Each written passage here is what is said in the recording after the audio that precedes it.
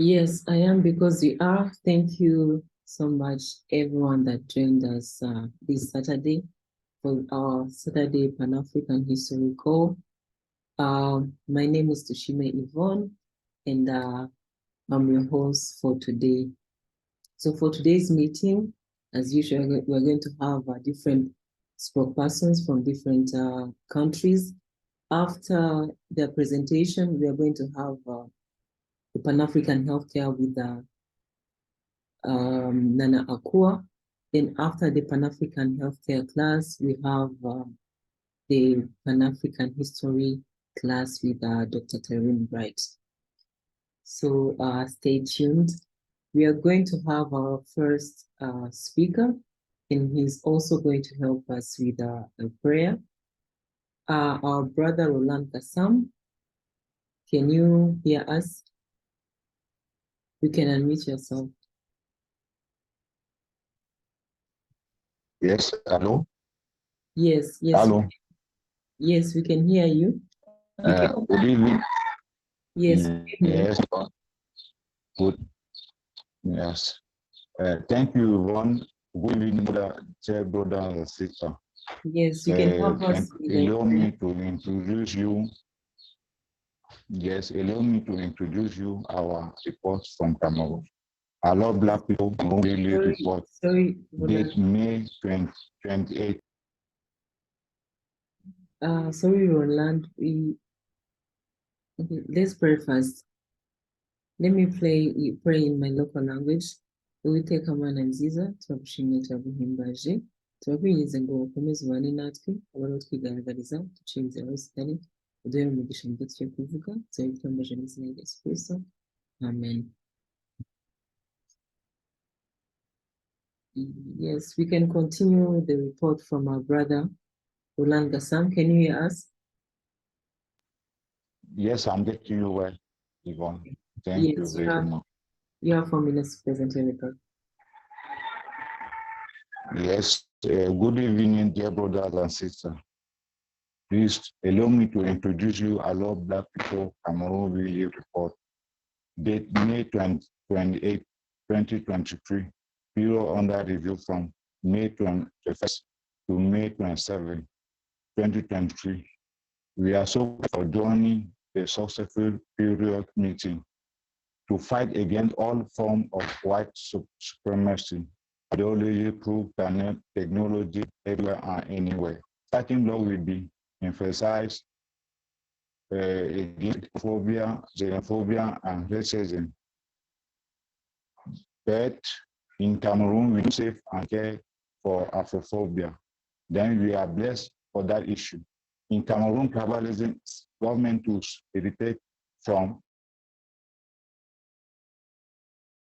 imperialism between citizens after the common identity of Anglophone speakers language versus French one. Any African government which is using the language of the division to roll their consensus democracy should not be followed by civil African society or any organization fighting against colonialism and human rights. A lot of Black people organization, manager, towns, member, ambassador, and members for their attendance and endeavor. Their brothers and sisters, without you, we can't fight against all forms of social crisis by kicking out xenophobia, Afrophobia, and tribalism globally enough for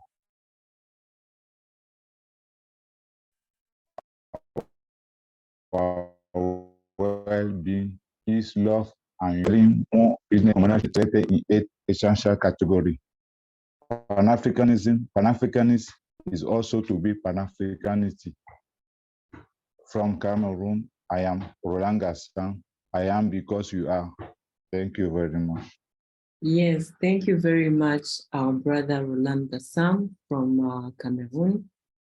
Up next, we are going to have our brother Nanta. Shahid Kasim from Ghana. Yes, brother Shahid, Unanjuno. yes. Unanjuno. Agro. Agra.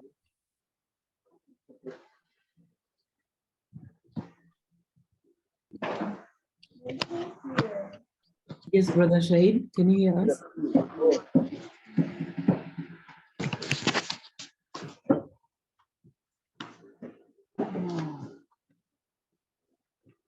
Yes, you have 4 minutes to present your report.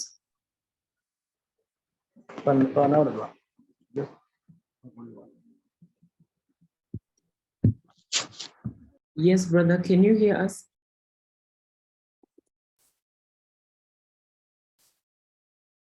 Okay, I think he's having... Yeah, hello, I can hear you. Okay, yes, you have 4 minutes to present your report.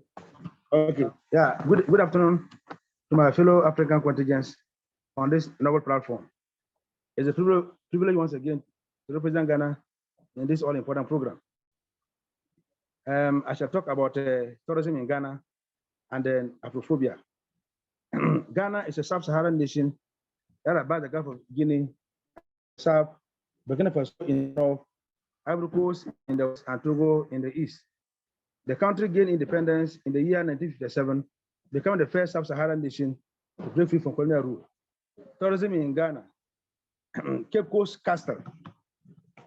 Yes, the Cape Coast Castle is an European-built fortress situated on the central coastline of Ghana.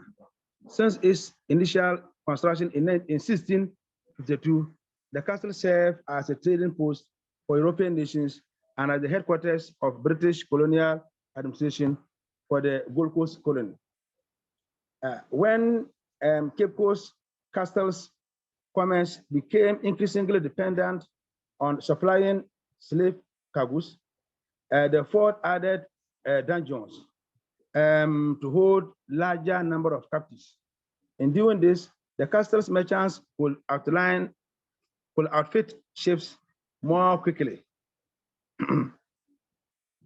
Over the course of the 18th century, most of the Cape Coast Castle's trade was in African captives bound for the America. After Britain illegally abolished the slave trade in 1807, the castle became an educational and administrative center and now a tourist site for visitors.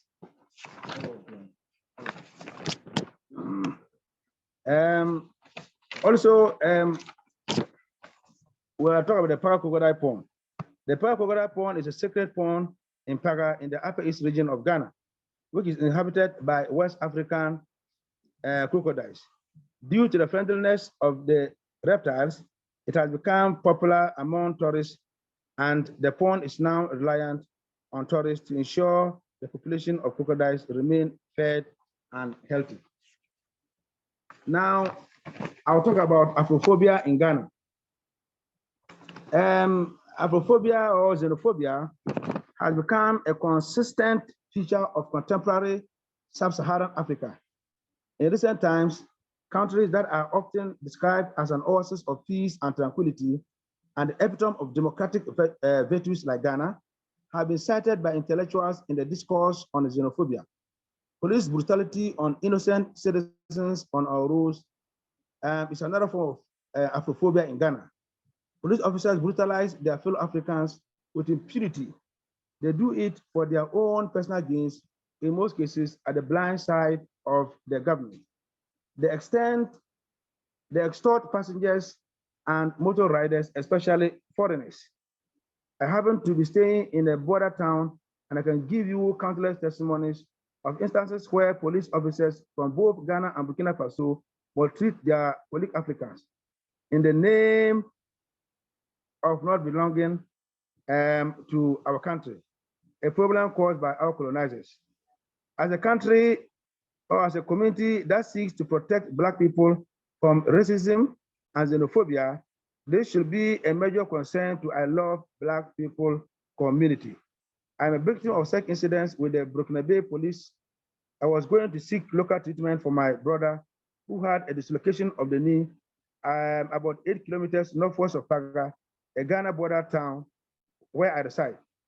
The officer illegally took money from me because my brother forgot to pick his Ghana ID card along. Ghana police also do same to innocent Burkinabes on our roads anytime they come to Ghana to transact business with us. There is too much exploitation of African immigrants in Ghana by our police officers, which is a very big source of worry. Thank you very much for the opportunity once again. I am because we are. Yes, thank you very much, Brother Said Kashim from Ghana. Thank you for the wonderful reports. Up next, we're going to have our Brother Sulemono. Yes, Brother Sulemono, can you hear us? Hello, can you hear me? Yes, we can hear you. Welcome. Good morning, good afternoon, good evening to everybody. Yes, you have 4 minutes. I am. Yeah. Can you hear me? Yes, we can hear you. We can hear you. Okay. So I am because we are. Now, no, please, if you will hear some small noise at the back of my desk, forgive me, I'm in the program. As I first said, we haven't closed the program, so if you hear some noise, please, you forgive me. Let me start with the current affairs. Now in Ghana here, the most current affairs of the country that everybody discussing is about the Ghana with the IMF bill. That the country said we are going for debt rate settlement or something like that. And the IMF is to give us $3 billion. And the way they have done it is very sad. Always Africans are at the disadvantaged side. Why should you give me $3 billion and then you are divided into 7/6? So if I need money to do something and I come to you for a loan, or if I come to you to help me with some money to do or to run my country, and the way you are giving me the money even tells me that I don't have sense, or sorry to say, I can't manage my own affairs. As Kwame Nkrumah said, the black man is capable of managing his own affairs. So I see that if you look at the affairs of the African people and Ghana, or the entire continent of Africa, we have to sit up and look at it very well. And the affairs in Ghana is across board. It's across all the land of the black people, or it's across all the continent of Africa. What I feel in Ghana here, I think it's the same thing here, it's the same thing in a way. Currently, they were collapsing banks and those things, tell them that they were having poor management. What sense does it make for you to collapse a business? All because that company is not performing. Why don't you rather cushion the company, monitor the company, monitor and eye on the company that it will be on track? But you look at what the country or the continent as a whole that we are doing, for which I think the affairs of all of us is the same. There's no difference in it. Because the Western people have studied our pattern and they see that what they apply in Ghana, they can apply the same thing in Nigeria, they can apply the same thing in Gambia, they can apply the same thing in Egypt, they can apply the same thing in anywhere. So the affairs of the people is the same as we see it. But currently in Ghana here, as I said, is the $3 billion loan that Ghana is going to IMF to collect, that the media, if you open TV, radio, any form of channel that you will listen to is the IMF bill that we are discussing about. And if you look at the way that they have done it, it's not even helping. So Africans have to wake up. Now, let me go to the xenophobia or Afrophobia as the other aspect of we, the Africans. And this one is a major problem encountering us. For me, as a black man, or as a black person, or as an African, sometimes I look at my fellow Africans and I don't even know what to tell them or what to say. Why should we even fight against each other?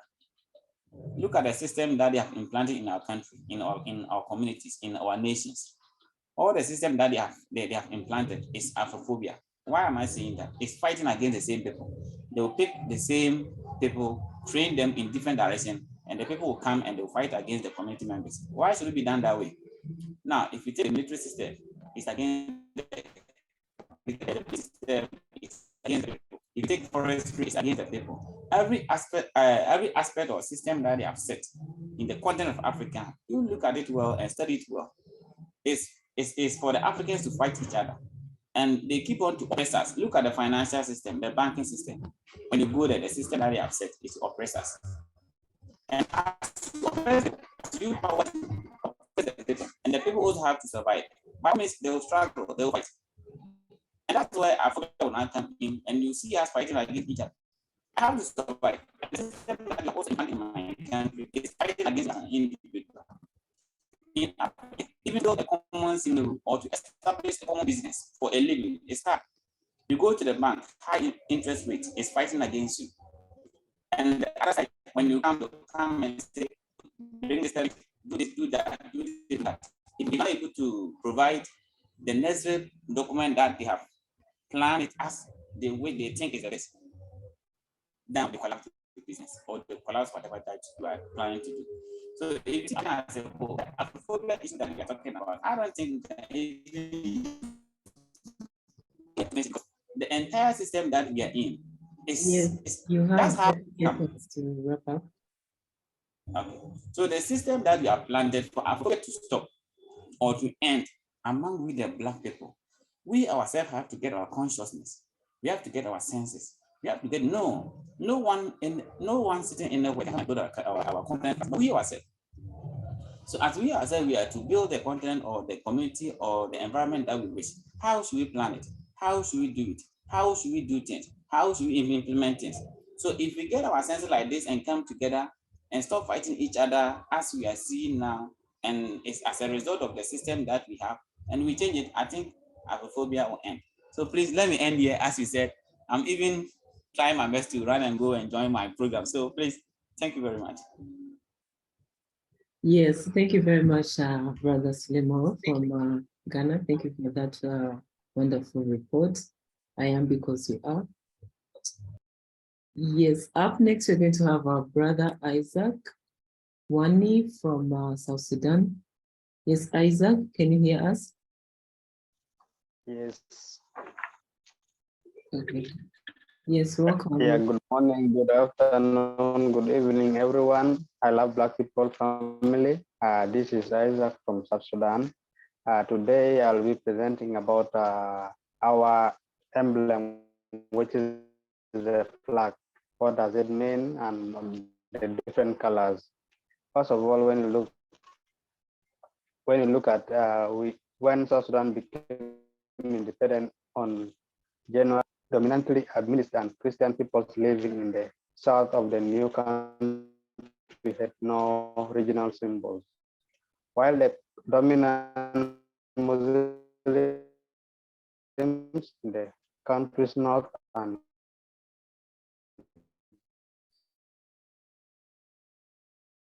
center displayed banners with Islamic symbolism.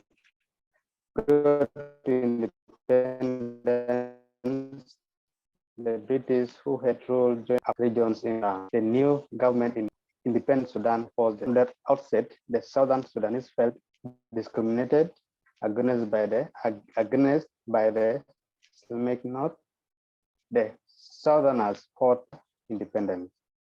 Cumulatively, in a peace agreement in 2005 that included a referendum on independence in the South. That referendum was passed overwhelmingly and in January 2011, and South Sudan became independent on 9th of July that very year, which is 2011.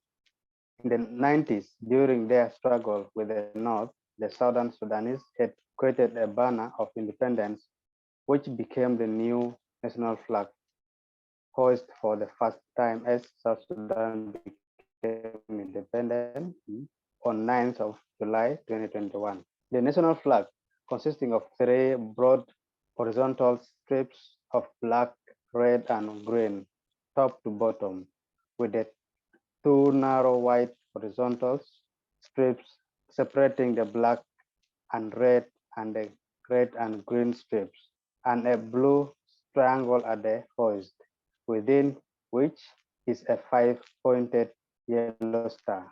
The flag's width to length ratio is 1:2. The flag has 6 colors. The first is the black one that recalls the black African ancestry of the South Sudanese and the traditional names of their land, derived from the Arabic Beled al-Sudan, land of the blacks, that's the meaning. The white in the flag is a symbol of peace and goodwill or for all. The red stands for the blood and sacrifices of heroes and martyrs through the ages of their struggle. The green symbol symbolizes agriculture, forest, natural wealth, prosperity as well as progress.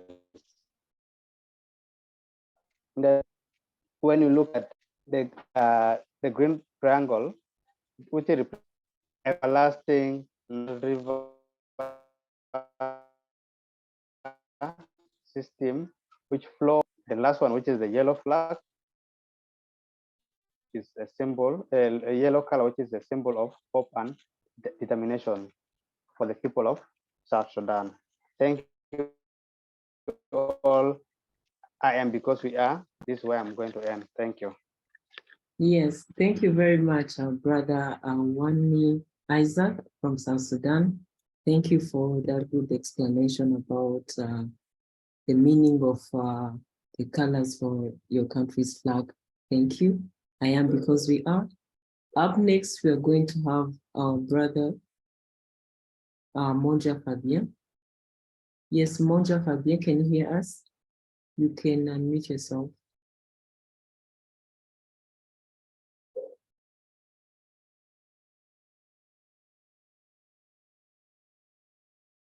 Yes, Monja Fabien, can you hear us?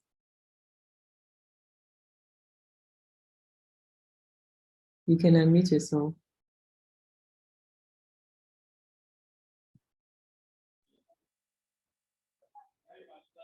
Hello, good afternoon. Yes, good afternoon. Welcome, brother. You have 4 minutes to present your report. Okay, thank you very much, my fellow Black people. I love Black people. I'm very happy to be among you today again. My main topic is about the 60th anniversary of the African Union that just ended, that we celebrated, that was on the 25th. I have gone through to check on it to see the achievement since this organization was created in Ethiopia under Haile Selassie. I am very, very devastated because we have gone through and there is no achievement, or the type of achievement that I can say we have is destruction, killing and stealing by the Westerners. This union, I describe it as a jangi, that is a meeting that we are coming just to collect our money and go without no achievement. I am very, very ashamed of myself because since this organization was created, nobody, and there is no concrete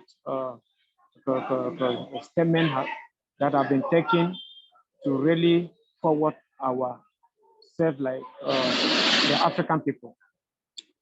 And talking about my second point goes to Afrophobia, that is hate speech by Africans. Because when you look toward Northern Africa, we believe they always think that they are not African. This question, it is very vague for me. It is a vague question because we are ignoring it, and which is a very serious thing. Look at, for example, in Tunisia, just last 2 months ago, the Tunisian government decided to be sending Black colors that they are not, they don't want, if they are not a citizen of Tunisia, they should go out. What are we going to do with this situation? This is one of the main things that we need to clean our own house before we go outside to fight our common enemy. We need to assemble ourselves to see what we can do about this case in Africa. Okay, when you come to the sub-Saharan area, you see there is war everywhere. There is divide policy in our government. There is what we call hate speech, like I said, because for me, as Africans, we don't need to use passport if I'm going to South Africa, if I'm going to Zimbabwe, if I'm going to South Sudan, if I'm going to Gambia, if I'm going to Senegal, Mali, Ghana. We don't need to use passport. Exactly. But this privilege is mostly given to Westerners when they come to Africa. They don't even have ID. They don't have anything in their body like identification. Why else? Because sometimes I went to Nigeria, I see the immigration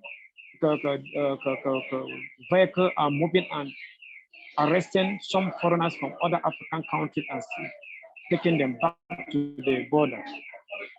We don't need to do that. We need love within ourselves.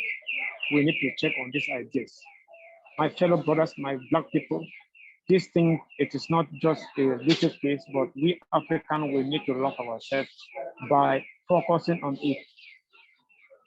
We need to put some pens down in order to visit the African Union for this case, because it is at hand. And by at hand, we need to handle it with an iron fist before it's above us. For example, here in Cameroon, we talk about the xenophobia because the Francophone and the Anglophone, they are not in a united form. We hate ourselves. We are not together. There is war going on here in Cameroon because of that. And this war, it is generated during the 1884 when British and the France decided to divide the country into two after the Second World War. That was, let me bring it back, that was in 1916. And up till now, they have created this problem. We don't move together. We kill ourselves, and still yet we are Africans. And those that created the problem, they are apart. They don't care. They are instead supporting the other party. Because when you look at critically, you see that the Anglophone minority, those that are speaking English, they are too small. They don't have the power to suppress the Francophone. And this, they are being supported by the French because of resources, because of raw materials that they saw in the other part. This thing is creating enough problem that we need to handle. My fellow Africans, we need to look into ourselves to clean our room before we go outside to face the common enemy. If I'm in Ghana, I'm free to move in Ghana without any passport. No police or security guard will ask me, where am I from? Because the thing I'm having, my melanin color remain, and there is nothing they can do. But if I'm outside, like I'm in France, I'm in Spain, they will identify me very easily. If they ask my identification, I will show it. But if I'm in Africa, I will not, because I'm African. Then we need to address these cases. So please just give me 1 minute again. Borrow me 1 minute. I will return it back to you. I had an association about this conference because I believe we don't need to only hold ourselves on this conference all the Saturdays. We need to push it ahead by, if we can apply to visit some of our parliament session in our various countries to address this issue. We are the youth of Africa. We need to create that law. We have I call this stage reawakening of the African youth. We are now conscious of ourselves, that we love ourselves. So we need to stand to visit our leaders in their, that is senatorial session, the parliamentary session, or then we need to visit all the conference to educate our youth that they are ignorant of this movement, for them to know that we are serious. We need to visit, if you can have an address to, that is to address the African Union. We need to organize ourselves, that we need to have representatives from various countries of this African continent. It will be very I'll be very happy. We need to take this movement very serious in order to stop what will come again that will be worse than this. Thank you very much. I am Monja Fabien, reporting from Cameroon. Yes, thank you very much, Monja Fabien from Cameroon, and thank you for all these suggestions. And thank you also for the wonderful report. We are going to have our last speaker. Yes, Mohammed Sese. Can you hear us? You can now unmute yourself.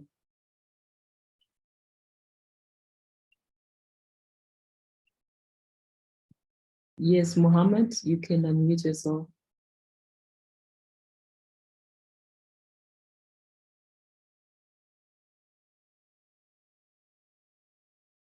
Yes, Mohammed, we can't hear you. You can unmute yourself. There is a button of unmuting yourself.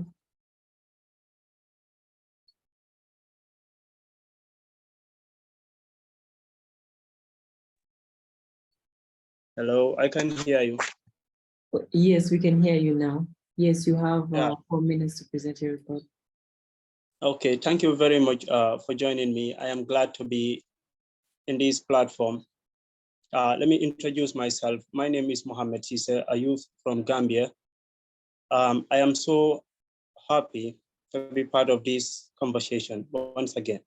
Yeah, the things that are affecting us is too much. I think we need to engage ourselves and our leaders to take part in this kind of conversation. Our voice can be heard, but it is very difficult. It might be difficult.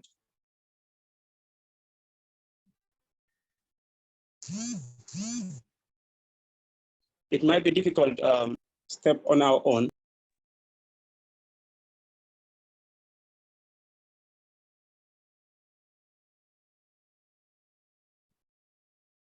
Yes, Mohammed.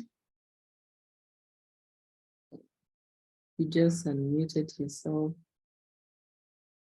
Yes, you can unmute yourself. Yeah.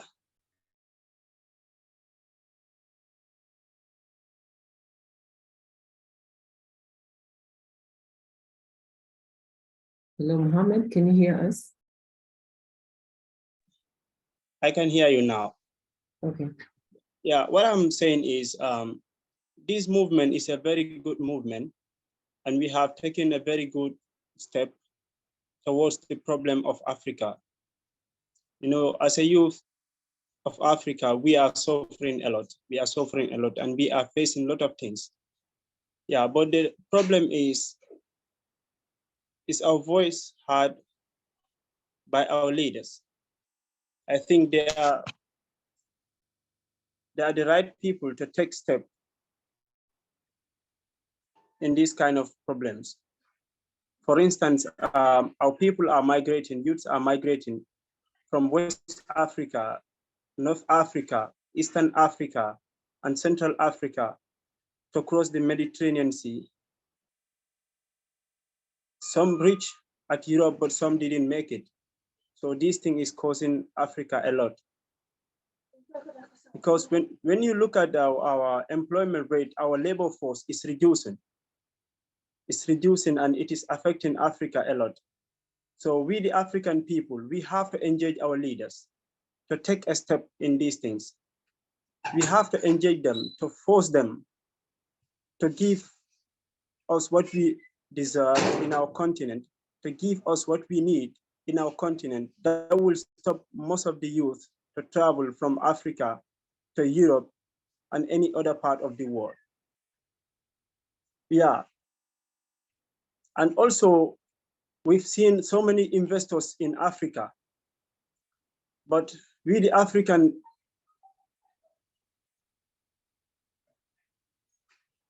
can you hear me? Yes, we can hear you. We can hear you. Yeah. We, the Africans, are not investing in Africa. So we want to, we need to talk to our African diaspora and those who are living here, you know, to come back to Africa and invest, you know, to stop migration. I cannot say illegal migration, because when you look at the migration, we have inherited the migration from far beginning. Those who are calling this thing illegal migration, they use the same road to come here, and they exploit us, and they have earned what they were looking for. So we cannot say it's an illegal migration, but we need to engage those in diaspora to come back in Africa and invest. And the second point is our forestry. When you look at our forestry, we need to use this forest to earn a lot of money, to fund youth programs and a lot of things. But when you look at these things, we are not doing it. It's all about African leadership. Our leaders are not taking care of our forests. Our forests are being exploited. Pictures are being taken to outside the world. Those who are not Africans are benefiting from it more than Africans themselves. When you look at National Geography and other programs that are being televised to the world, most of those footage are taken from Africa here. And those people gaining benefit are not from Africa. So we need to take a serious, we need to be very serious about this issue too. Yes, you have 30 seconds to wrap up. Yeah, then I can say thank you very much for joining this wonderful program. I wish you all the best. Thank you very much. Yes, thank you very much, Mohammed Sese, from that wonderful report. Thank you for even presenting it. Up next, we're going to have the Pan-African Healthcare class with Nana Akua. Welcome back, welcome back.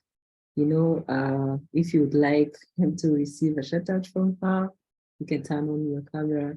She really enjoys looking at these beautiful black faces. So welcome, Nana Akua. Thank you, thank you, thank you. Yes, I love to see the beautiful black faces. I like how you word that. I love to see, yes. And let's do everything we can to make ourselves happy, right? So if I don't tell you that's what I like, you won't know, right? We should learn to do that in all of our relationships, right? Let the people know what it is you need, what you like, what makes you happy, what brings you joy. So I'm being the example of that. Yes, I don't like to see these little black boxes. So I say, hey, turn your camera on if it's just for a minute. Thank you, Candace. Thank you, Sonia and Anthony and Mohammed and Willis and Damascus, Monja, Clyde. So everybody that, hey, Curtis, and I think it was a few other people had them on earlier. I understand we're doing other things.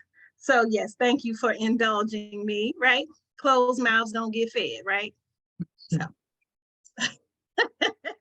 that's an African-American proverb. I don't know about an African proverb, but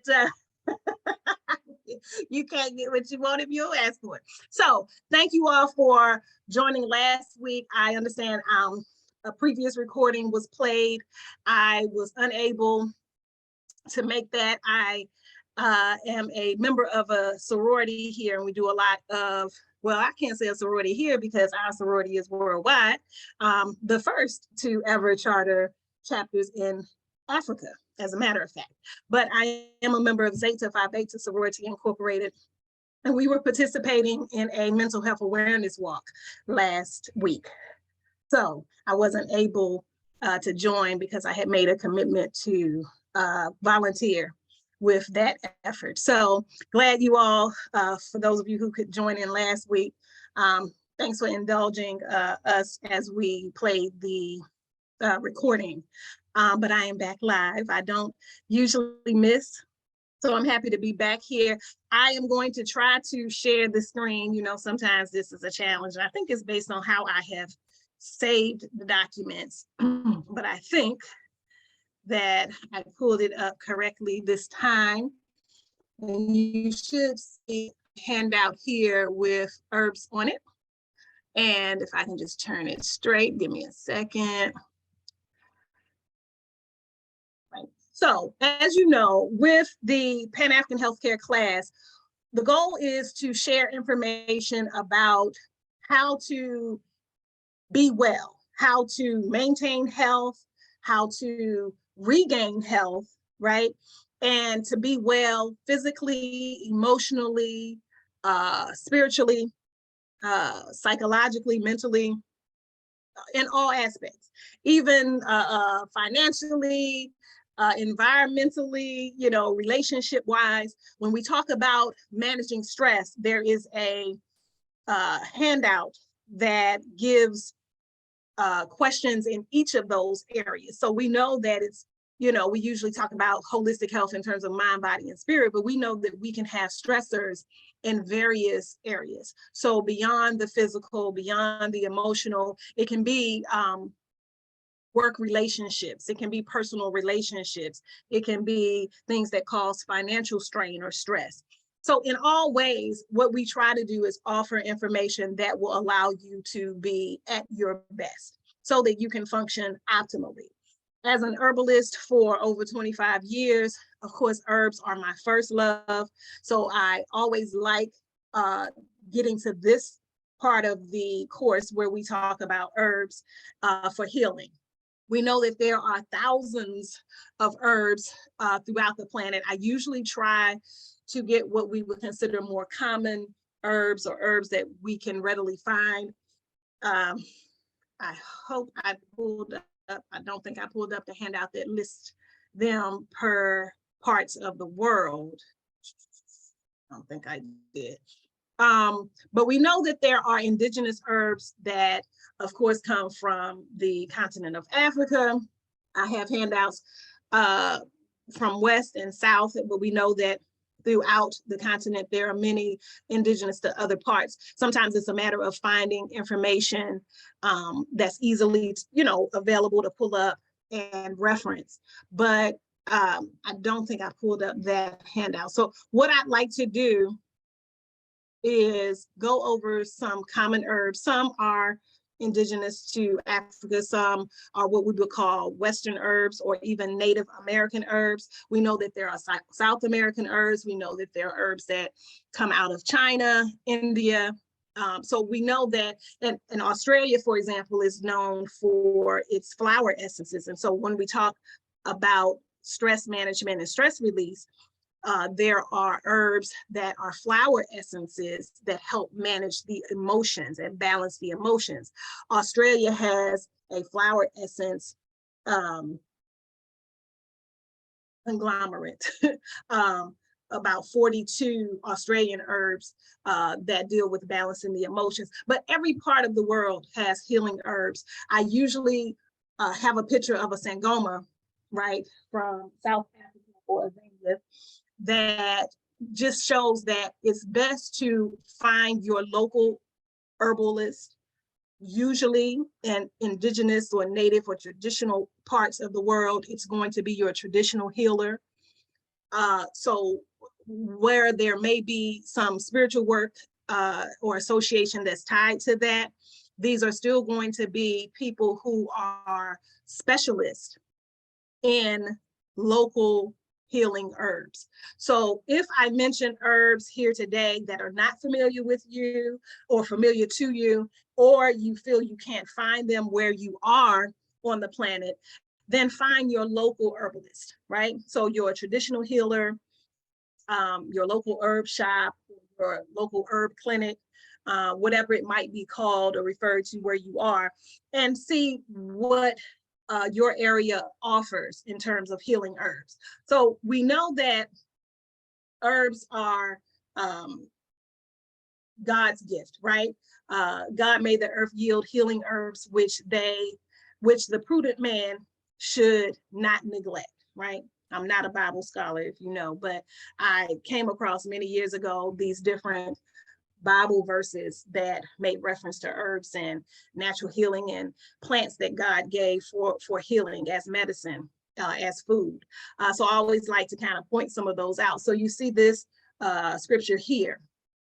And we know that herbal medicine basically is the medicinal use of herb plants and trees to regain or maintain health. Herbs are used to cleanse, detoxify, rebuild, tone, but bring the body ultimately back into balance. Mother Nature should be not only appreciated for her beauty, but also her valuable resources of wild foods and medicines. These wonderful cures from the earth are often neglected and underrated. One should always attempt to heal themselves naturally before even considering unnatural or artificial means. There are herbal cures for nearly every dis-ease or illness known to man. In this handout that I wrote and compiled a couple of decades ago, right, I provided a list that every household should contain, in my humble opinion. We should use herbs such as valerian and ginger, keep those on hand, just as we do aspirin or Alka-Seltzer. Better yet, we should actually use those instead of these things, right? So, but at the bare minimum, at the very least, until you get more comfortable, start adding herbs into your natural medicine chest and start using these things and trying these natural remedies before you pull what we consider these over-the-counter drugs that you would typically get from a pharmacy. This writing will help you start to make that transition. Below are some of the common, easy to find, easy to use, easy to make herbals that I think you should have on hand for everyday complaints, right? So let's just go through a few of these. So ginger is first on this list. Good thing about ginger, you can definitely find ginger in different parts of the world. It is indigenous to several parts of Africa, India, China, and of course here in North and South America. We know that ginger cleanses the colon, it reduces spasms and cramps, it stimulates circulation, it's a strong antioxidant, it's a good antimicrobial, so that means it's antiviral, antibacterial, antifungal, right? Anti-parasitic. It's good for sores and wounds. It's good for bowel disorders, fevers, hot flashes, indigestion, nausea, vomiting, and a number of other things. That is anti-inflammatory on here. I don't think that's on here, but we also know that ginger is good for arthritis, pain. We know that it reduces fever. Oh, fever is on here. If you have the flu or if you're just sore from overexertion, you have a physically strenuous job, a ginger bath can be really helpful for easing any aches or pains you have, or as previously mentioned, if you have a high temperature and you have developed a fever. We know that we can do it in bath form, we can do it in tea form, tincture or extract, and of course in capsules. The essential oils, of course, are probably easiest for a foot bath or a full body bath, or if you're doing a compress on the body to cool the body if there is a fever. But ginger is definitely one of my top herbs. Valerian is the next one listed here. Valerian improves circulation, acts as a sedative. It reduces mucus from colds. It's good for anxiety, fatigue, high blood pressure, insomnia, irritable bowel syndrome, menstrual cramps, muscle cramps, stress, spasms. Valerian is one of those that can be used for younger people, for seniors, people who may have compromised constitutions. They maybe have I don't like to use the word weaker, but a weaker constitution where they've been ill or they've been immobile, or even like I said earlier, for young people, sometimes people who have ADHD, which are not always children. We know that there are adults who have this hyperactivity issue. It's safe across the board to use valerian, even women who are pregnant and maybe have backaches or foot pain or just overall body tiredness from carrying a baby. Valerian is one of those that's excellent. Valerian is not a pleasant smelling or tasting herb, however. So this is one of those that you would likely want to do in capsule form.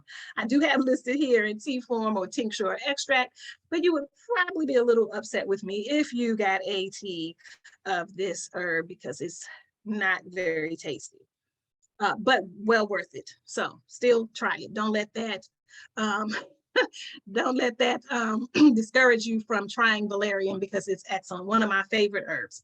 Cayenne is next on this list. This aids in digestion, improves circulation, stops bleeding from ulcers. It's good for your heart, your kidneys, your lungs, pancreas, spleen. Wards off colds, sinus infections, sore throats. We know that cayenne is also a catalyst. It kind of helps other herbs in herbal formulas work better. It's a stimulant herb, not stimulant as in caffeine in terms of hyping you up, but stimulant as in it increases your circulation, gets things flowing and circulating well in the body so that healing can commence. Of course, this is something you'll use in capsule form, even though you will find it in tincture form. Of course, you would use that very cautiously. Perhaps if you're doing like a master cleanse with, say, lemon and agave nectar, and you add your few drops of the liquid capsicum or cayenne, that would be fine. But usually people are using it in capsule form or the powder you're adding and mixing with other things. You can also use it topically. And aches and pains liniment, I do make that, and I do add cayenne, the powdered cayenne. So for topical use, it's good for pain. But cayenne is also worth having in your natural medicine chest. The next one is garlic. We know that this detoxifies the body, protects it against infection, enhances immune function, lowers blood pressure, improves circulation, good for arteriosclerosis, arthritis, asthma, cancer, circulatory issues, digestive problems, a number of health issues garlic is good for. We, of course, know garlic has a strong aroma, so how you take garlic is also going to be your choice. You can find odorless tablets from, say, a local health food store or pharmacy, but of course, the easiest and probably the best way, though the smell can be offensive, is to use it in its raw form. Mincing it or mashing it, adding it to foods, adding it to juices, adding the whole pieces of the garlic cloves in your juices with your green vegetables and maybe an apple or something to make it a little more palatable and not have such a bite, so to speak, to it. But in fresh form, it's always going to be best. We know that for ear aches and ear conditions, you can make a garlic oil where you are infusing the garlic into, say, an almond oil, and then putting drops into the ear. That's sort of an old school remedy for ear aches or ear infections. We can do that at any age, but women have used it as a suppository for yeast infections or other vaginal bacterial infections because of its antimicrobial properties, so where it will fight off infections and draw out infections from the body. We know if you want to, again, use it in liquid form, this is not one you're usually going to do in tea, but for colds and flu, there are some people who will boil water and add fresh garlic and lemon to it and drink it as a tea. So that also is an option. But garlic is definitely a must-have, very easy to have and keep and store and have on hand. Rosemary is next on our list. This fights bacteria, relaxes the stomach, stimulates circulation and digestion. It's an astringent, it's a decongestant, good for headaches, high blood pressure, low blood pressure, circulatory problems, and menstrual cramps. We know rosemary is a wonderful seasoning or spice for our foods, especially chicken. But we also know that it has a lot of benefits for mental clarity and memory, focus and attention, things of that nature. So you can use it in tea form, capsule form, but also just the raw, fresh herb you can actually use and eat directly. Charcoal is on this list. Is not specifically an herb, but this is your activated charcoal. You're usually going to get in powder form, but you probably most easily, because it will stain and make a mess, you're going to want to have this in capsule or tablets. But activated charcoal removes toxins, from the colon and the bloodstream. So this is useful for food poisoning, for diarrhea, for gas, upset stomach. I always travel with this. So any place that you travel in, you may come in contact with food or drink that your body is not used to and will see it as a toxin. Charcoal is something you're going to want to have on hand to allow the body to kind of gather it up and absorb it from your system and move it out of the body. Aloe vera happens to be one of those that grows in different parts of the world as well. So this should be easy to find, but we know topically it is good for burns, for wounds, healing the skin topically because of its cell regenerative properties. But we know that it can be used internally as well for any kind of stomach or gastrointestinal irritation. It acts as a mild laxative. It's soothing and healing to the gastrointestinal system, just as it is for the skin topically. It has antifungal and astringent, antibacterial and antiviral properties as well. Usually for this, you're going to use the gel topically or the juice that if you're drinking it internally for its internal healing properties.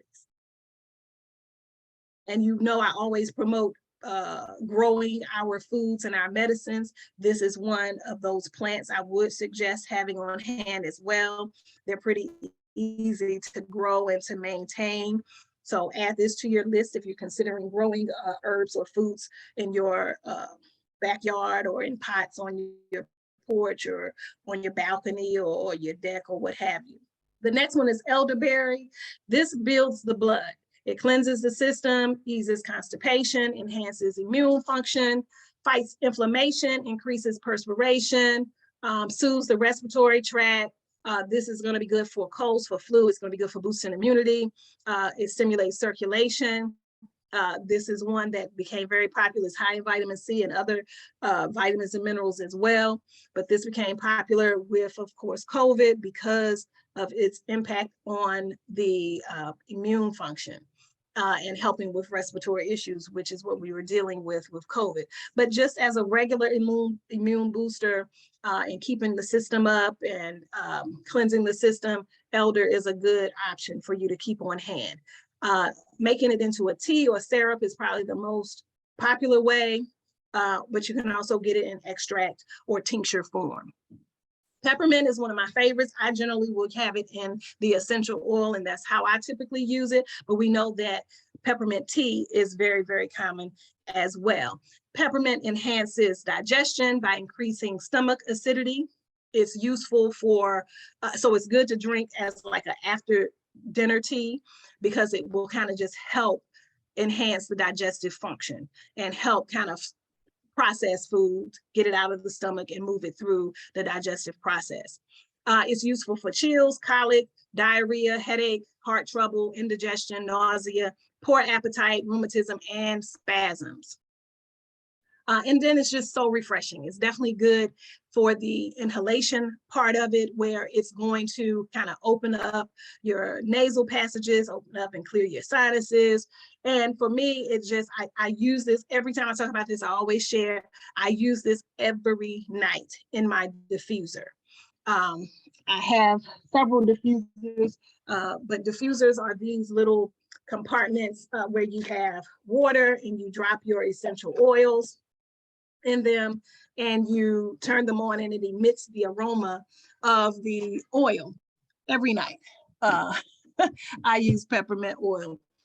Every now and again, I'll do cinnamon or something citrusy, but peppermint is probably how I most frequently use the peppermint is through the diffuser. Echinacea and golden seal are listed here together. These, of course, are two very different herbs, but they are often used together. So I will go through each of them. We know it's a good formula. They complement each other, but let's talk about them separately. Echinacea has anti-inflammatory and antiviral properties. It's good for the immune system. It's good for the lymphatic system. So people will use it for colic, for colds, for flu, for other infectious illnesses. It's also good for snake bite. It's also good for any kind of bite actually, because it will help increase your white blood cells so that your skin can heal, so that the body can resist any toxins or poisons that's introduced to it from whatever insect or animal bite that you might get. I used to make an echinacea antibiotic salve or cream to use topically for like first aid uses. If there was some kind of bite or cut or abrasion, echinacea is good topically for that as well. Golden seal acts as an antibiotic. It cleanses the body, increases the effectiveness of insulin in the body. It strengthens the immune system, promotes the functioning capacity of the liver, colon, pancreas, spleen, the lymphatic and respiratory systems. Golden seal does so many things. So I won't go through all of them. What I'll just say is generally this is not something you'll take every day, usually 7 to 10 days, and then give yourself a break. Usually golden seal has a very bitter taste. This is not one that you would likely want to do in a tincture form or a tea. However, it's definitely not the worst, not as bad as valerian. And there are some others that are much worse, but this is considered a bitter herb. So in capsule form may be your best option, but usually when you do find the echinacea and golden seal together, it is in a tincture form. So this combination or these separately are definitely must-haves. Lavender, most people will use lavender as a aromatic, but we know that it has healing effects internally and externally. And we know that it'll relieve stress, depression. It's good for the skin. A lot of skin creams, bath and beauty products will have lavender in it. And it's not just for the scent, but it's also for the healing properties that it has. It's good for burns, it's good for headaches, psoriasis, and a myriad of other skin problems. People will drink it in tea form. Not my favorite tea. I often will use this in essential oil form, whether in a diffuser, whether in a skin or bath product that I might make, hair products, things of that nature. But you can use it in tea form and take it internally, again, because of the benefits for relieving stress and depression and anxiety and things of that nature. Skullcap is the next one. This is a nervine herb, a sedative, so it's good for sleep and stress, anxiety, fatigue, headaches, hyperactivity. It improves circulation. It's good for the heart. It's good for muscle cramps, pain, spasm, things of that nature. Usually it says barbiturate addiction, but any symptoms of drug withdrawal, because it's a sedative and a nervine, it will help to adjust you to not having whatever substance you might be dealing with. So it will help kind of relax the mind and body as you're withdrawing from any drug. Most people will use this for improving sleep and things of that nature. The next one is nettle. Nettle is a diuretic, an expectorant, a pain reliever, a tonic. It contains vital minerals. It is a highly nutritive herb. I consider this one of the super herbs. So it has a lot of minerals and vitamins, but mainly minerals, calcium, iron, and others. It's good for anemia, arthritis, hay fever, any allergic disorders, kidney problems, goiters, inflammation, so on and so forth. Anybody with allergies or sinus, stinging nettle or nettle is always going to be something I would suggest trying first. Tea form or capsule form is how it's most often used, but you can also get it in tincture or extract form. And then the last one on this list is crane's bill. Not a very popular herb, often underrated, but I think it's very, very helpful, mainly because it is helpful for internal bleeding issues, external and internal. A lot of women have fibroid tumors, which causes excessive bleeding. Crane's bill is excellent for that. Crane's bill is also an astringent herb. It's good for the stomach, the intestines, the liver, and the heart. It's good for diarrhea, colitis, dysentery, and as we already said, bleeding disorders. Also helps promote healing from burns and things of that nature. Tincture form, extract form. If you have hemorrhoids, you can also use it as why can I not think? of the word, but you can use it for hemorrhoids.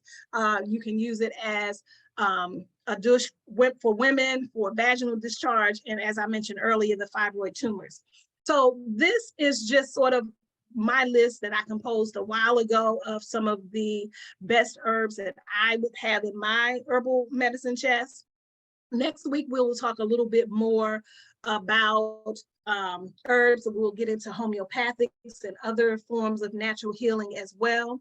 And I do have a few minutes. If you have questions, feel free to post them in the chat. If you need the handouts, you can also email me and I will send you the handouts. But I highly, highly recommend including herbs in your medicine chest, using and pretty much any and every issue can be resolved with herbs. Pain is a big issue. There's all sorts of herbs that are nervine herbs or antispasmodics that will help with pain, digestion, any common issues, especially, rather than finding something that may have some risks that are unnatural, that are man-made or synthetic. I encourage you to try herbs first, okay? So I will sign off now. As always, I thank you for joining us and I bid you good health and peace. Yes, thank you very much, Nana Akua, for this wonderful presentation. I hope everyone learned something. And also, I just shared your email in the comment section. If they would like to receive a handout, they can email you. Yes, thank you very much. Enjoy the rest of the weekend. Yes, we are going to continue with the Pan-African history class with Dr. Tyreen Wright. Can you hear us? Yes, I can hear you. Hello, everyone. Welcome. Good afternoon, good evening, some of you. Welcome to the Pan-African History and Organizing course. So this week, you actually had the reading, what is an evidentiary chapter from this book. That's a ripped cover, but you can still see it from this book. Let's see, from this book. That you are not required at all to buy. It's just a chapter that I use from here. I use 2 chapters from that particular book in PDF form.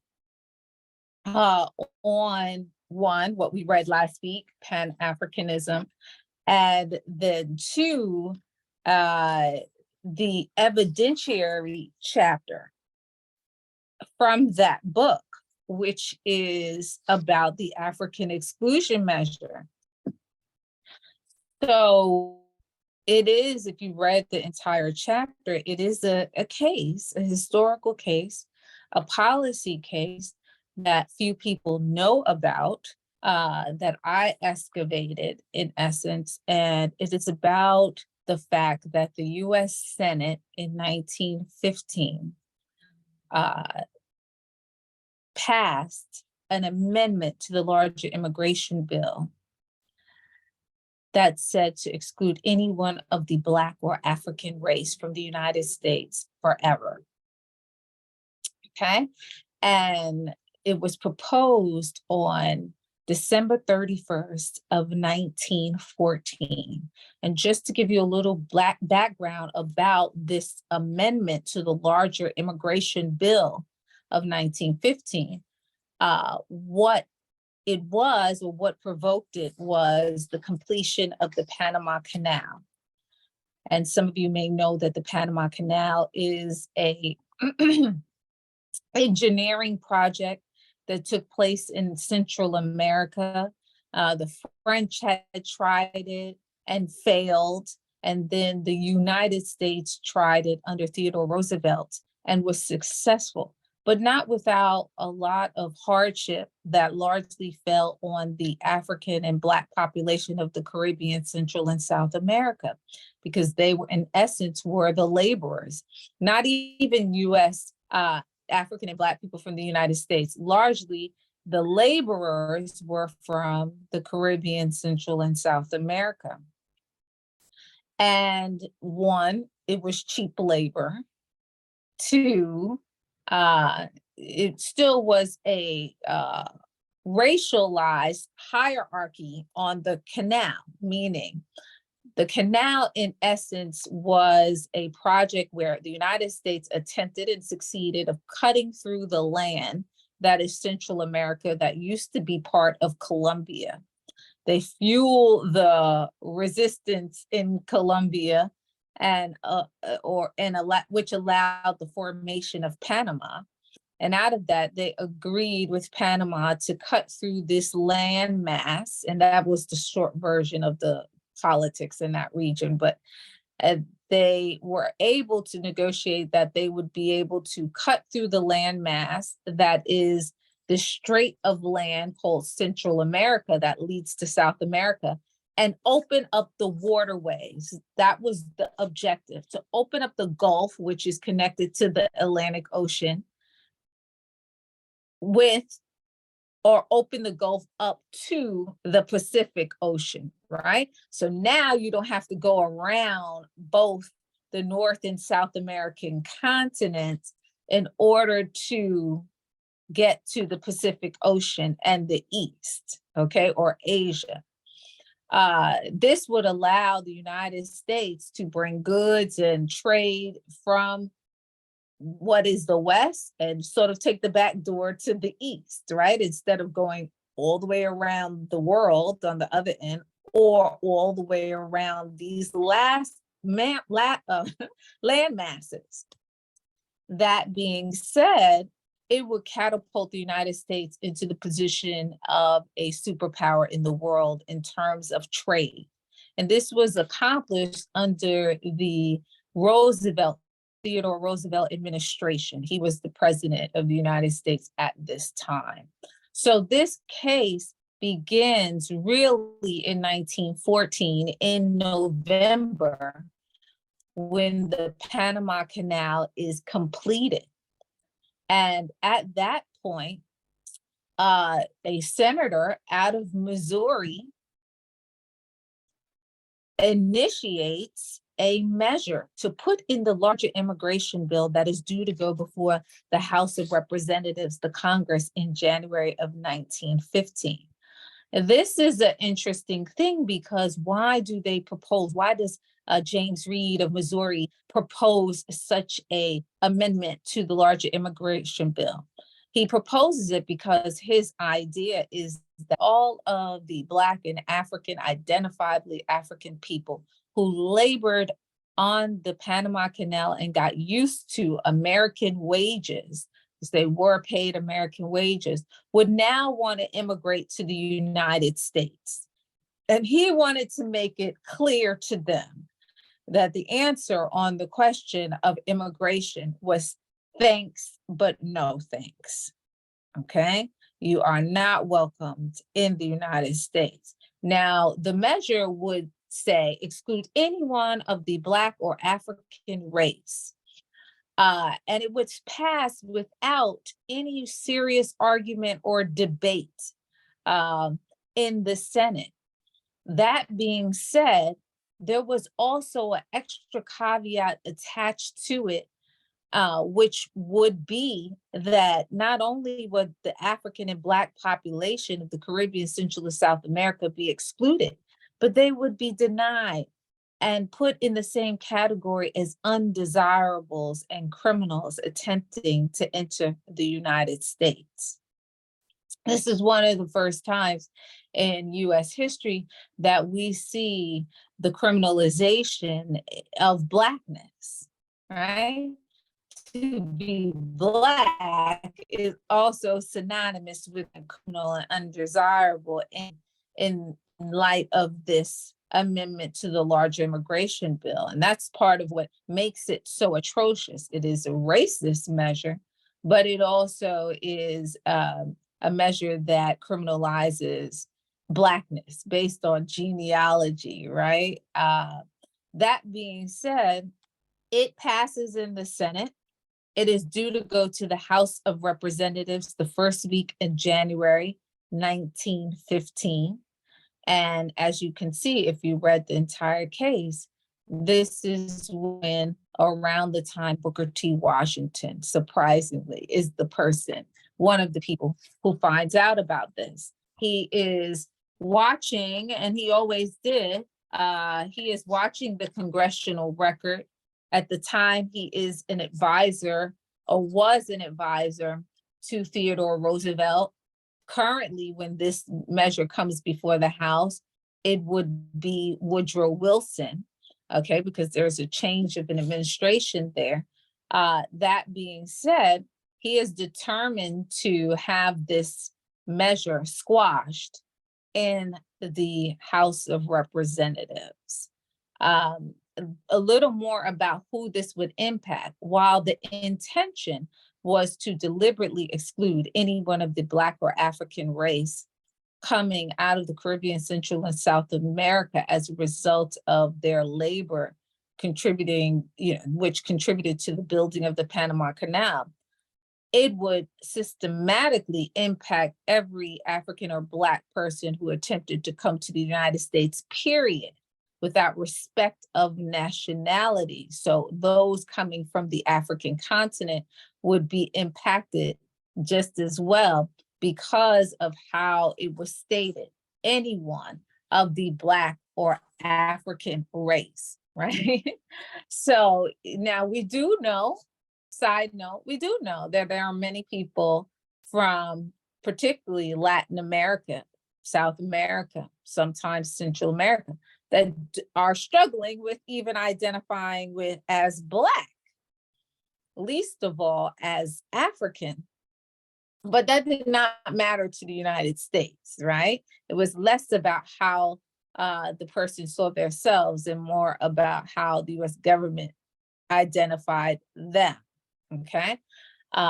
So that being the case, Washington was aware that this would impact African people globally. And he had a personal and invested interest in seeing this measure destroyed because since 1893, there had always been a steady flow of students coming from the African continent to the Tuskegee Institute, okay? Already Washington had embarked on producing this sustainable community or sustainable model to export to African communities. If you read all of the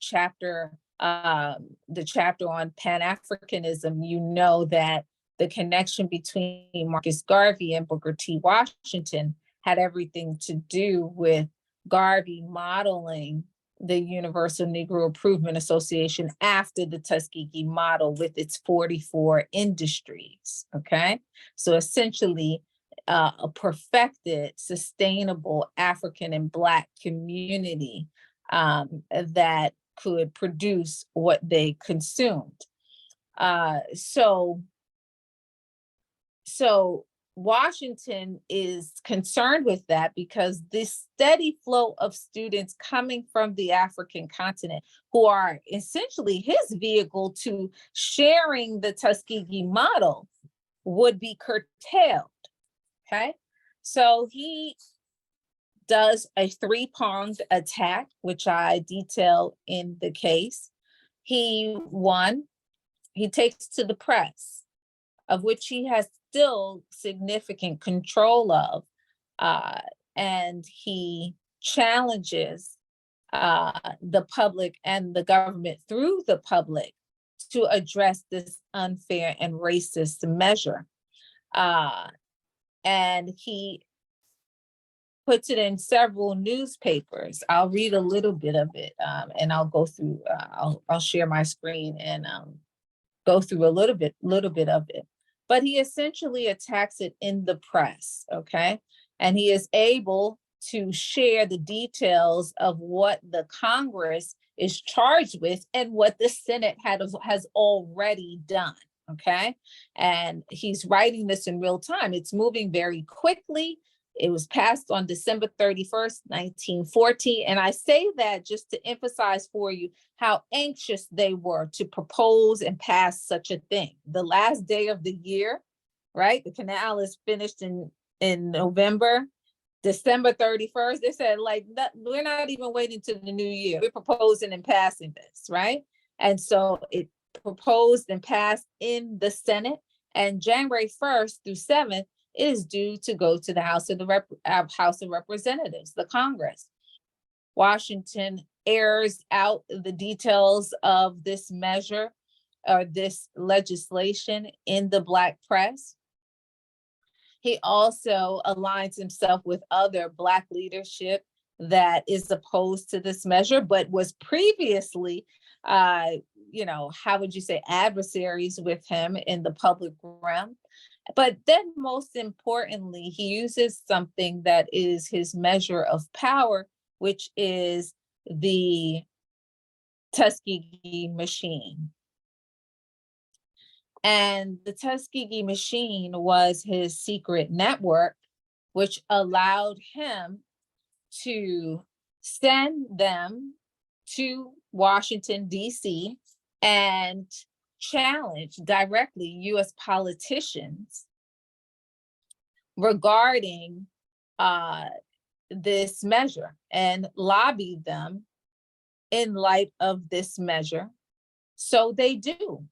He sends a wire to Washington, D.C., namely to an individual who seemed to be a public opponent of his, but was a lieutenant in the Tuskegee machine, Francis Grimke. And he says, pull every string possible to defeat this unfair measure.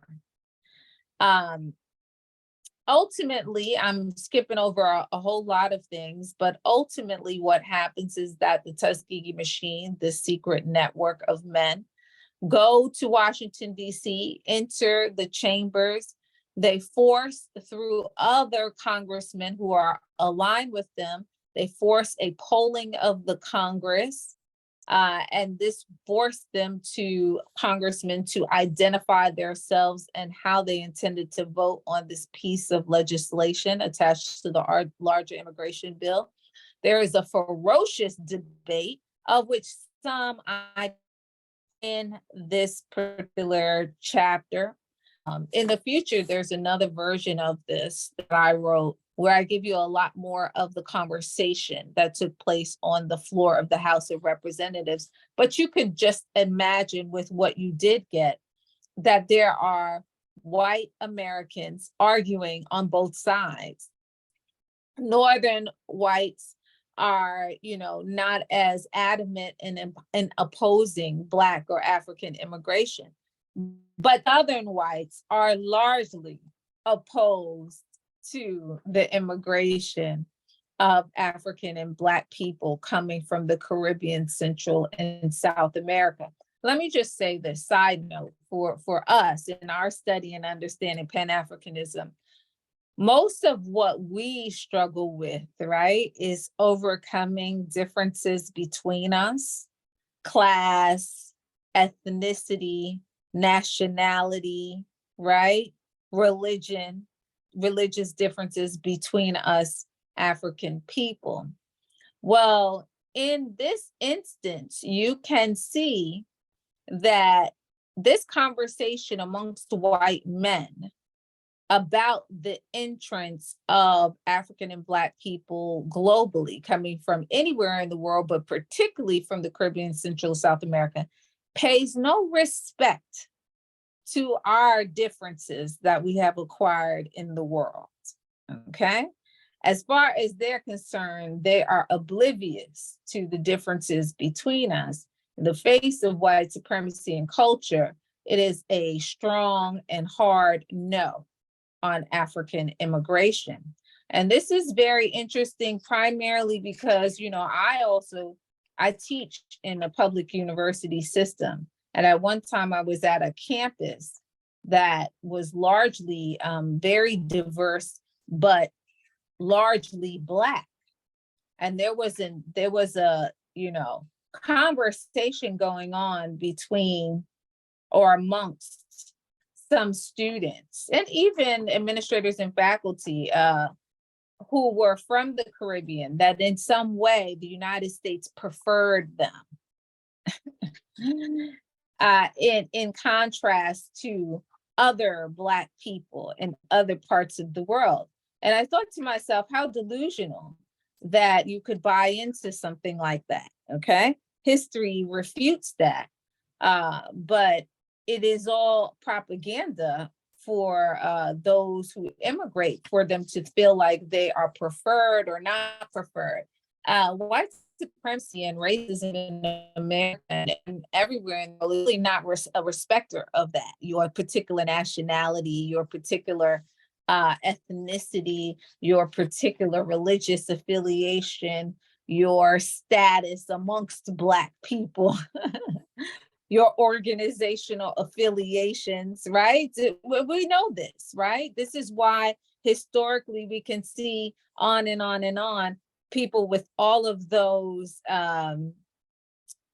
titles, status.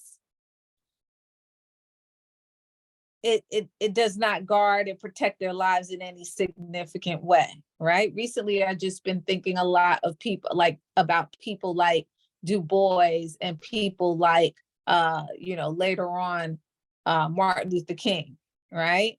Who had a lot of accolades in terms of association and affiliations in the Black community, but it afforded them nothing in the face of American racism or racism globally, right?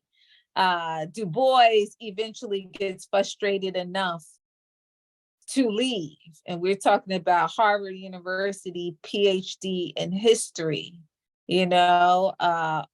Niagara movement, the talented, all of that, right? But it did not secure him a particular path, right? He has a very sordid professional career, was not affluent financially, none of that. Ultimately, he says, I'm done with this American thing, and he expatriates, right, to Ghana.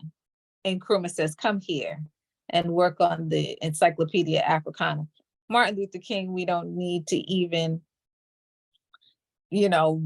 recap his story. We know that a man who was a champion of peace, had a lot of accolades in terms of organizations and, stripes, PhD, reverend doctor, right? In numerous organizations that one could argue are elite or not, because can you be elite in the face of white supremacy? And we know what happened to Martin Luther King, right? A champion of peace died very violently at the hands of the US government, right? And that's a proven fact, right? 1999, the US government settled a civil suit with the King family with regard to his assassination. In other words, they admitted to orchestrating and causing his death, okay? So that is a legal fact. That being said, all of these accolades, all of these titles and everything are nothing in the face of global white supremacy and culture called racism, right? And so this is refuted again in this dialogue that takes place on the floor of the Congress, lays this bare, because there is specific conversation about certain groups of African people. And I'm gonna read it to you if I can find it. I'll put okay, here we go. So I might share it on the screen too, but you all have the chapters. This says, so this is the congressman on the floor of the House debating this particular measure, right? And one congressman from Mississippi who is arguing against immigration shares this.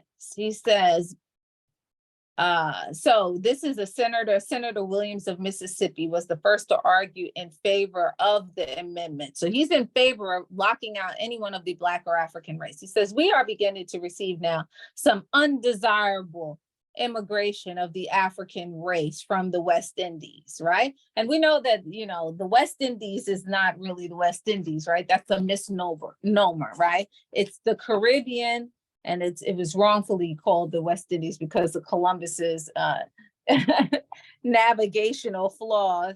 And, people tend to use that term, but he's clarifying. These are Africans coming from the West Indies, right? We are beginning to receive now some undesirable immigration of the African race from the West Indies.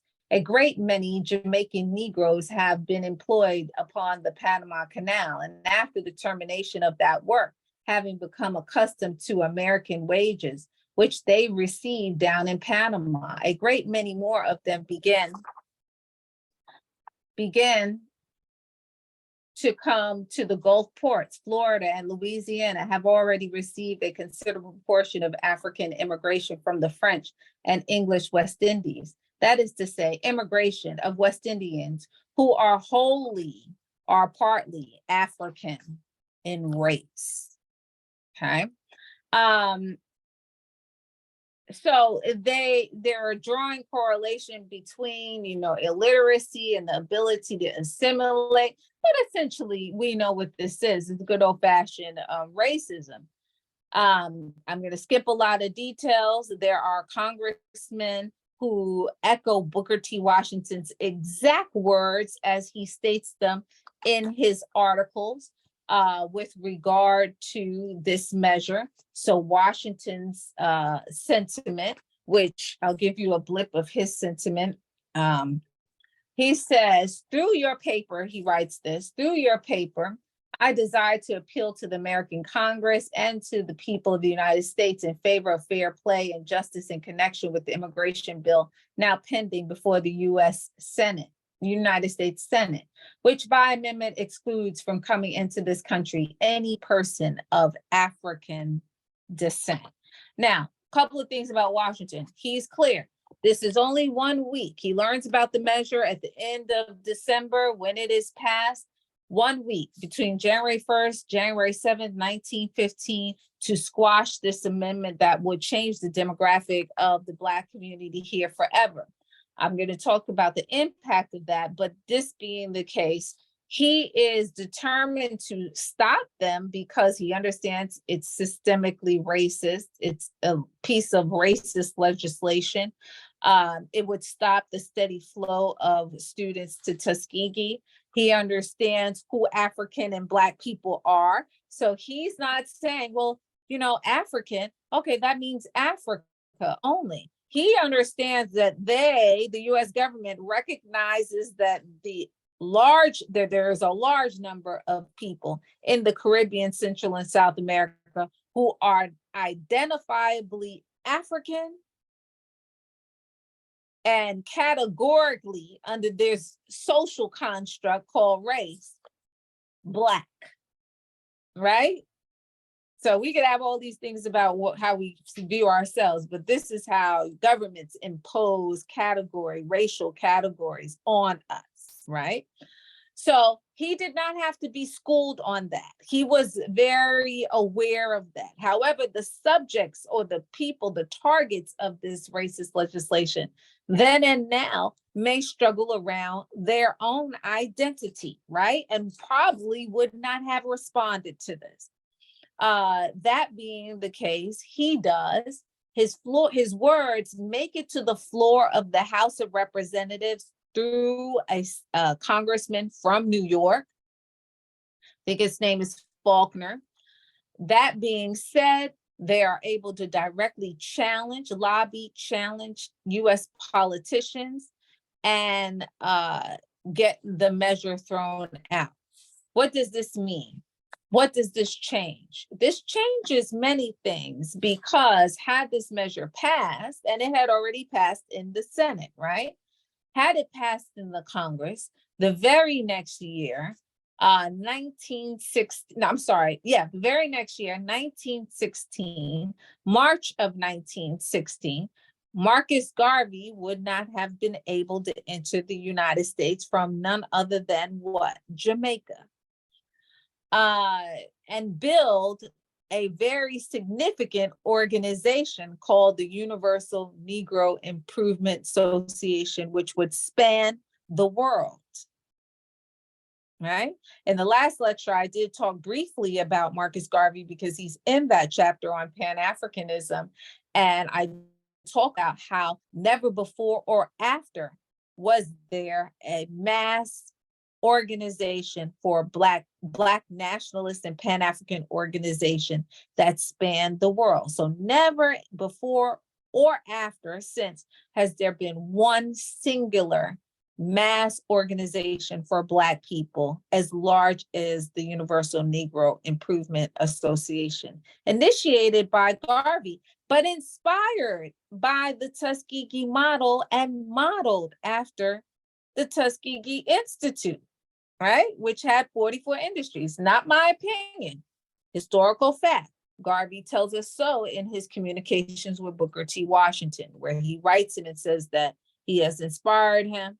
The 8 educators who went to Tuskegee to see the Institute and attend the International Conference on the Negro had the opportunity to examine and experience Tuskegee and his 44 industries, and they shared that information with him, along with the conference resolutions that actually included a plan to initiate a Tuskegee-like institute in Jamaica.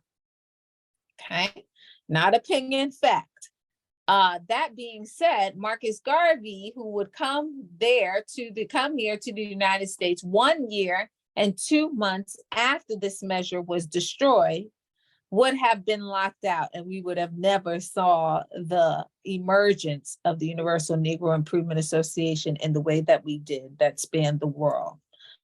2, all of our students who come from the African continent to the United States to share, and then back to the continent to share the Tuskegee model, not possible. But let's take it a little further than that. Knowing Nkrumah, who would be able to come into the United States, get his education at Lincoln University and then Penn, and return to his beloved Ghana and lead them to independence. No beloved Malcolm in this context, because his mother was from Grenada. Can we imagine our world without a Malcolm, right? His father was from the United States, Kansas, or somewhere like that, and his mother was from Grenada. For those of you who like him, or those of you whose politics are aligned with him, no beloved Barack Obama. No father coming from Kenya to engage, marry his mother, and produce him. For whatever it's worth. I don't know that that produced any currency for us, Black people, African people. That being said, he would not have existed. On and on and on and on and on. I can give you so many examples what this particular measure would have done and how it would have changed the face of our demographic here in African and Black communities within the United States. My beloved, Kwame Ture, whose family and parents come from Trinidad. No participation in SNCC, and no, establishing the APRP, which I come from. So that being said, the demographic, the context of our African and Black communities here would have been challenged and changed by this racist measure being passed. Now, what does this do for us? What did we get? We got the freedom to continue to move around the earth and a resistance to making the United States exclusive, okay? But this also, so there is a tangible gain here in terms of policy, but what does this do for us largely as African people internationally? What it does, it gives us a model to challenge your own racist governments where you are. So if African people in the UK should notice that their government is going to initiate an exclusionary measure, as we know that some of this happens, right, in European nations, right, because of the migration of African people out of Africa to Europe. What? For job, for work. Why? Because Europe is exploiting Africa. So Africans have to go elsewhere to work, to have resources. That being said, this is a model for all of us, wherever we are, to challenge the racist legislative policies of those existing governments, right? Because someone, we covered this case before, someone in the group said, well, I don't think that Pan-Africanism is, weighed or measured by admission or entry or immigration to the United States. And I had to answer, you are missing the point if you think that this is simply about immigration to the United States. It is not. It is about our rights as human beings to move around this world freely without the pathology of race curtailing that, right? It's part of the reason why I start this ideological training and development seminar with a film on the journey of man and the conversation of who is human, right? To be human means to be African. And I don't think there's anybody on this earth who has more of a right than we do to move around this earth freely and in our own volition, at our own volition, right? Regardless of what the US government thinks, or what the British government thinks, or the French government thinks, or what the South African government thinks, we have that right. So this was, to that extent and in that vein, a victory for us. It is a legislative, or it is a policy model on how to challenge the very government that you live under. Initially, it's notable that he goes to the masses of the people to inform them of this racist piece of legislation. He uses very private, organized efforts, the Tuskegee machine, which he absolutely was criticized for just decades before. But this proves to be his measure of power. It's notable to say that Monroe Trotter, one of his chief critics, who is the editor and founder of the Guardian newspaper. And when I say his chief critics, I mean Booker T. Washington's chief critics. It is notable that Monroe Trotter, W.E.B. Du Bois, and Booker T. Washington were all on the same page in challenging this racist piece of legislation. However, it is Booker T. Washington who has constituted power in the form of the Tuskegee machine, his secret network of power brokers who would challenge the US government under the presidency of Roosevelt and then Woodrow Wilson, who was coming in, who is now the president-elect at this time. So I'm going to leave it there. It is a case that produced tangible gains. Many people, unfortunately, even us, even Black people, know how to cite the Japanese exclusion measure or the Chinese exclusion measure, right? But know nothing of the African exclusion measure, which was debunked and thrown out and successfully challenged by somebody who was seen as a very American Negro, who was seen as an accommodationist. But really, in this instance, you see this African person born in slavery, survivor of slavery, and someone who lived to see the defeat of American slavery, advocating for African people globally.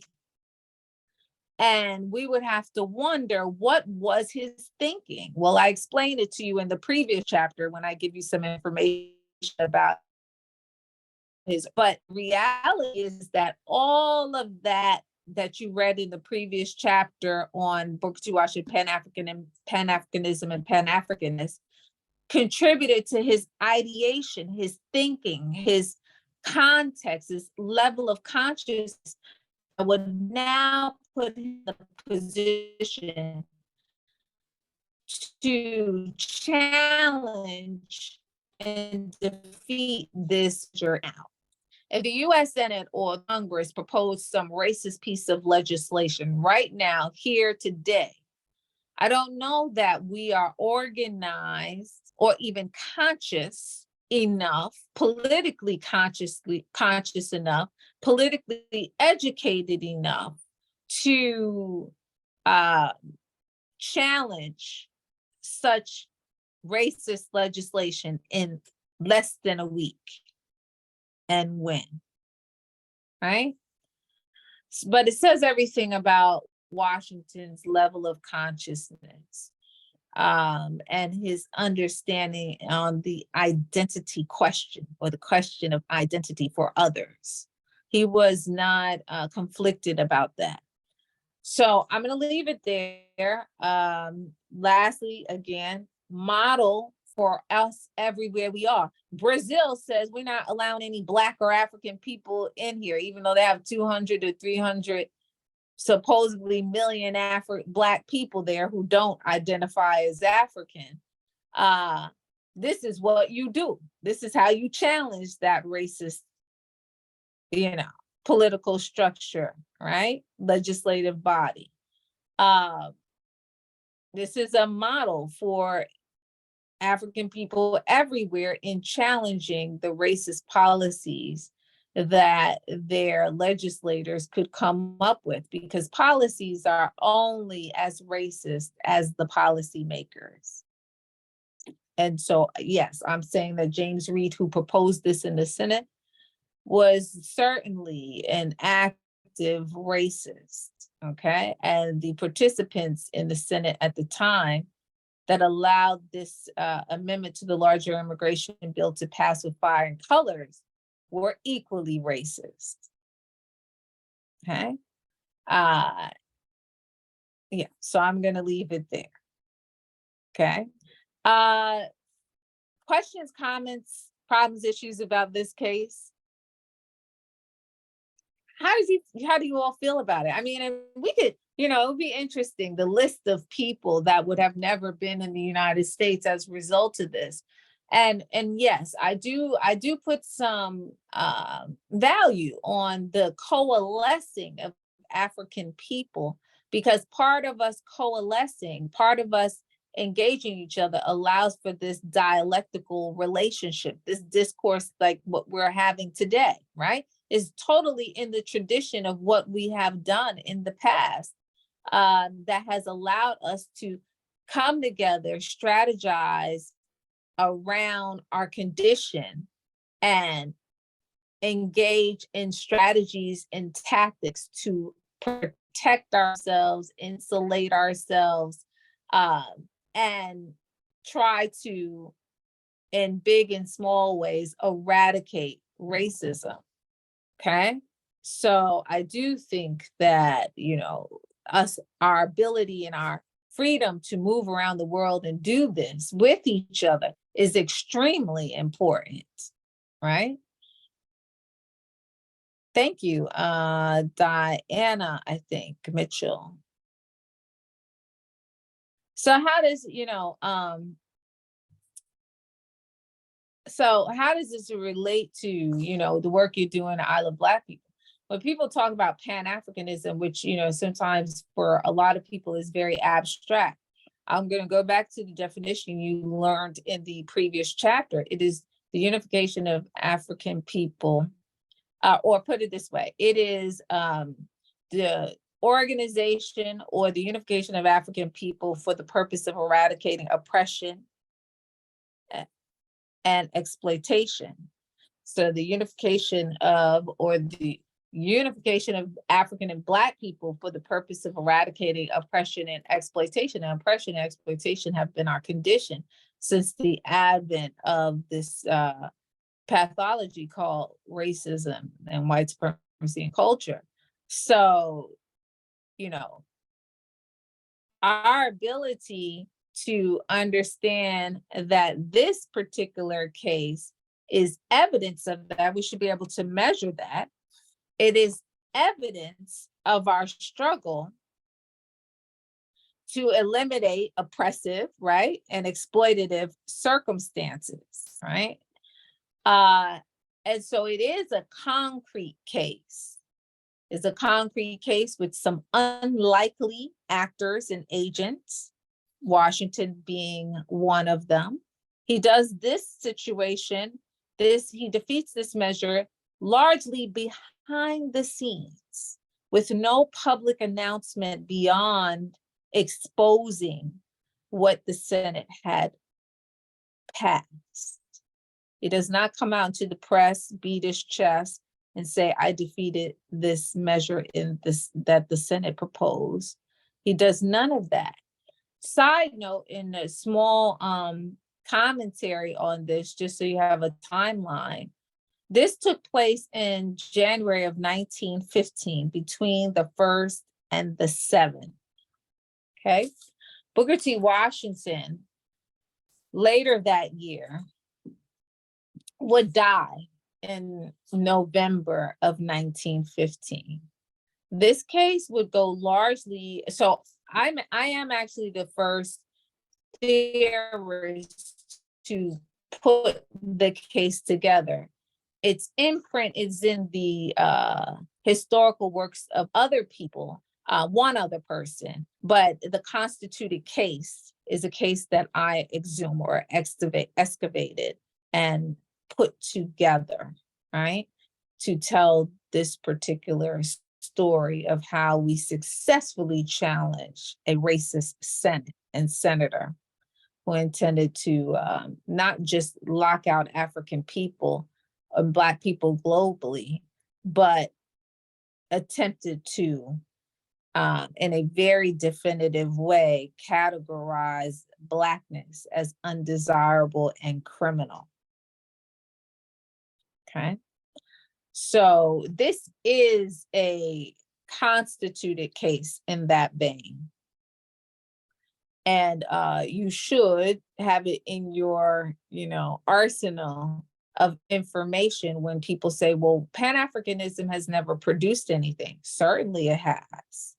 Washington is functioning totally and completely as a Pan-Africanist. Okay. Willing to challenge the very white men he had served as advisor to previously. So this is a very concrete example of Pan-Africanism in motion, right? And with measurable results.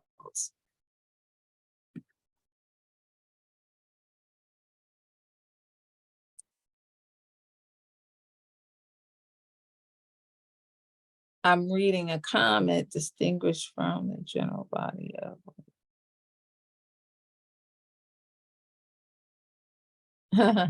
Yeah, and I don't know if that, there is a,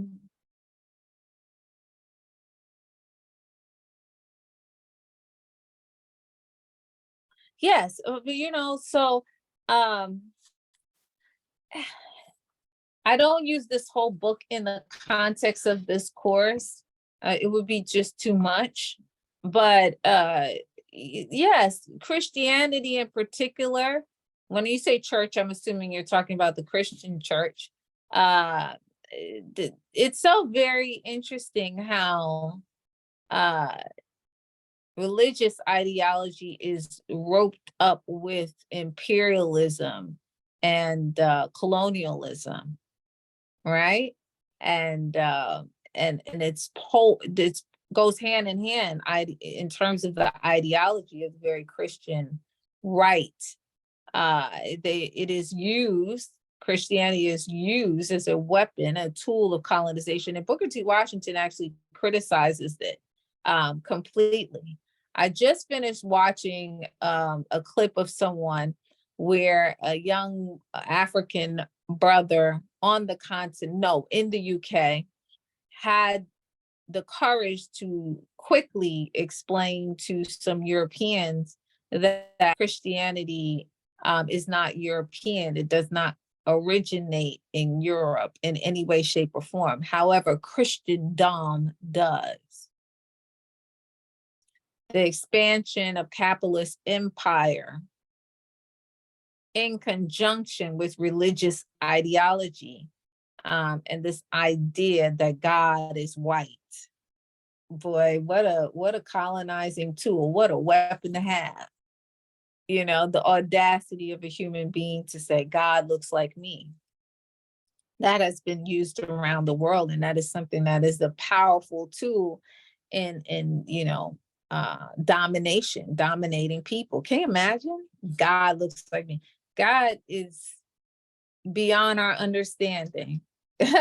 But the nerve of a mere human being who has a start and expiration date to say God looks like God, not any Messiah or prophet. God looks like them. You know, the youngest people on the earth. It's amazing. It's a really fascinating case in audacity and arrogance. So yes, you have this, particularly in the church. And part of when we talk about the African continent, part of how the continent is colonized, the continent of Africa. When I say the continent, I'm speaking of Africa. I know other people say when they say the continent, they're speaking of other places. When I say the continent, I'm talking about the African continent. And we know that largely the African continent was colonized by imperialist nations through what? Christianity. Right? And that's not to absolve the Arabs, because the Arabs do a job on us as well, right? The first to have a slave trade in Africa, and to, of course, weaponize their religious ideology, which is Islam.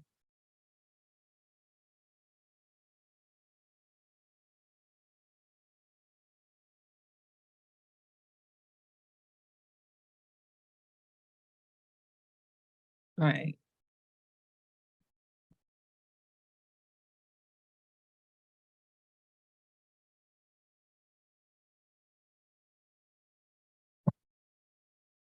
Yes, we are. Right, exactly. So this was also a good instance where you see a person, Washington has nothing to gain from saying, don't lock out. He could very much have been a very divisive figure and said, well, you know, we're here in America, you know, you guys are coming for jobs and education, and you know, you already made money in the Panama Canal, so no, they don't need to come in here. You know, that's the crab in the barrel kind of thing. But he had the consciousness. He understood who African people abroad were. He actually, if you read the case, he says that this is an intentional affront to the masses of Black people in the South to try to lock out other Black and African people. So he sees us as one group of people. Can you imagine the intelligence, the political intelligence, the cultural intelligence of someone who is born in slavery, who at the drop of a dime is defending African people globally, right? Because the United States is no respecter of African ethnicity, African nationality, or, you know, or anything, culture or education or whatever. It's not a respecter of that.